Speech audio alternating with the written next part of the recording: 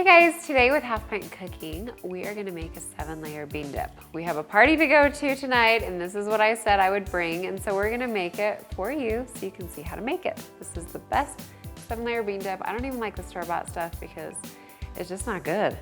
So first of all, the first layer, so 7-layer bean dip means that there are 7 different layers. We are gonna put them in this 9x13 Pyrex pan. I like to use the glass ones because you can see all the fun little layers in it. So the first layer, we are gonna get a can of refried beans. Libby, will you be my lovely assistant and open it for me?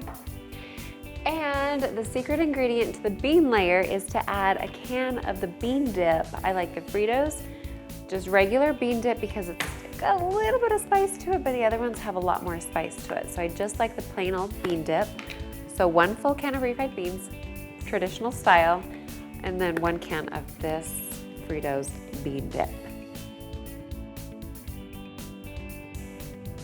You guys, I've tried to make this without using the bean dip and it tastes okay, but I promise it tastes much better if you add the bean dip. Okay, mix it around. Now we're gonna dump this on here. Go for it. And we're gonna spread it out nice and smooth.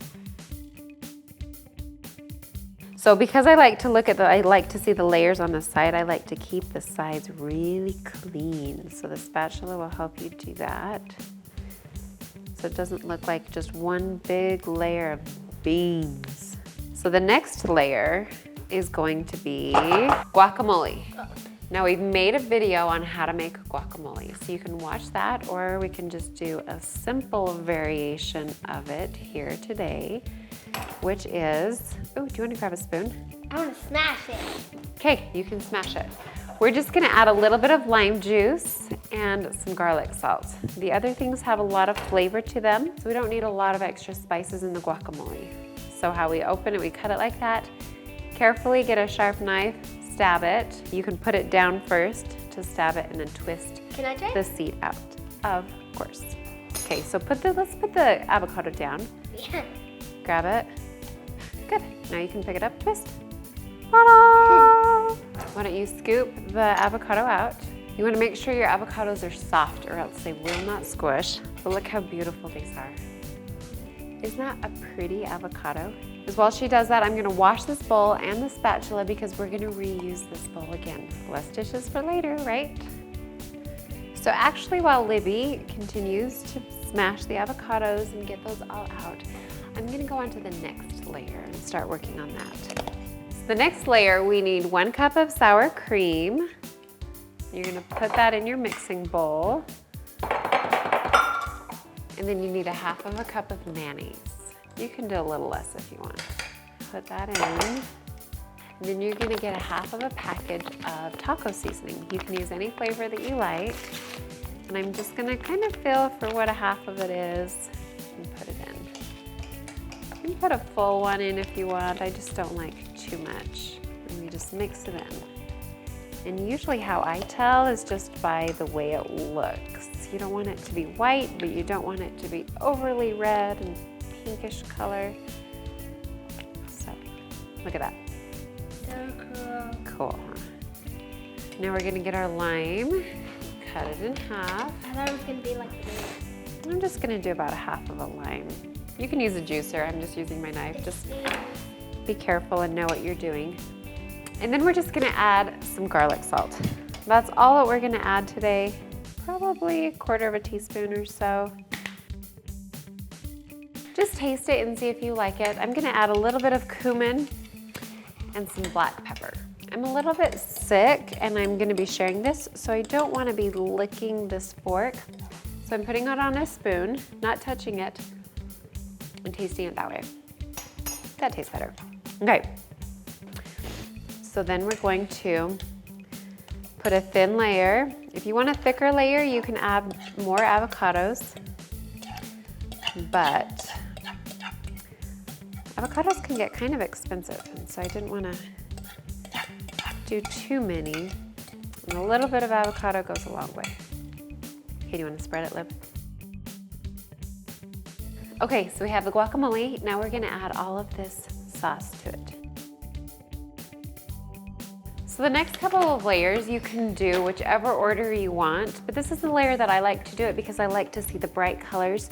We are gonna have cheese, olives, tomatoes, and green onions. And so that's the order I'm gonna do it. There's cheese on the bottom because that kind of blends in with this last sauce. And then we're gonna do olives. You can get a small knife to cut the olives, or you can even use like a chopper to make them smaller. Just be careful. Olives are kind of small. Let's use our chopper. So if you have one of these, it works really awesome. Okay, so just kind of shove some olives in there and hit it. If you don't have one of these, just use a knife, but be really careful doing it.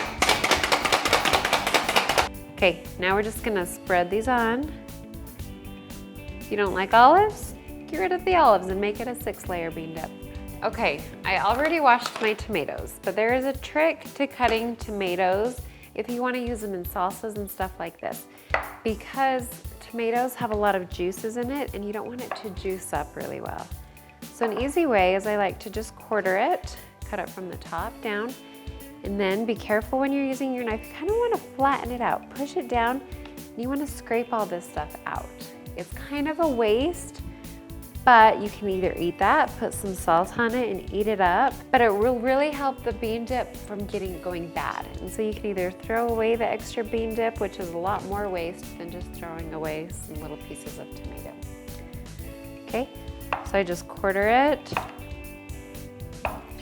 Because if you notice, in a lot of salsas or picos that you get at the store, they don't have the seeds in it, and that's because they do this. And then you just slice it, and go the opposite way, and look, you've got this beautiful dice. And then we're just gonna put those on top. So our last layer is green onions. Okay, so I've got 2 green onions that have lots of sprouts on it. Because we're using a knife, I'm gonna go ahead and do it. I just cut off the tops to make them all even. Remember, when you're using a knife, hold it strong like this. Curl your fingers in, and then just slice. Wow.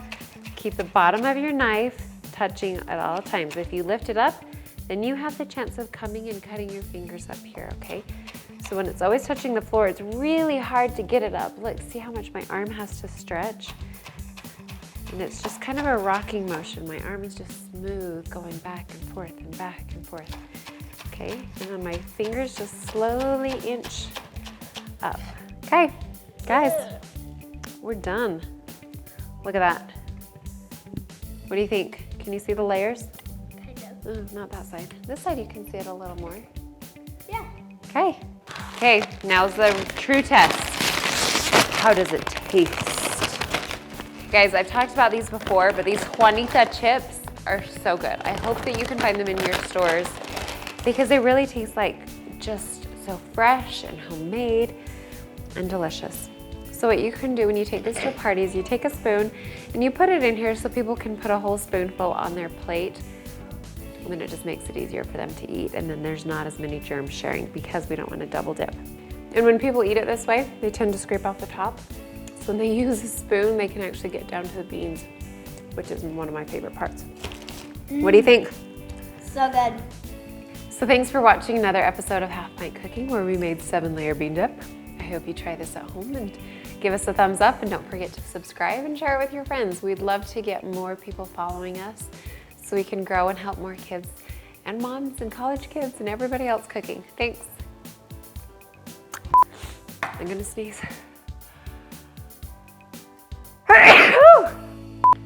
Don't lose the avocado. She keeps dropping the avocado.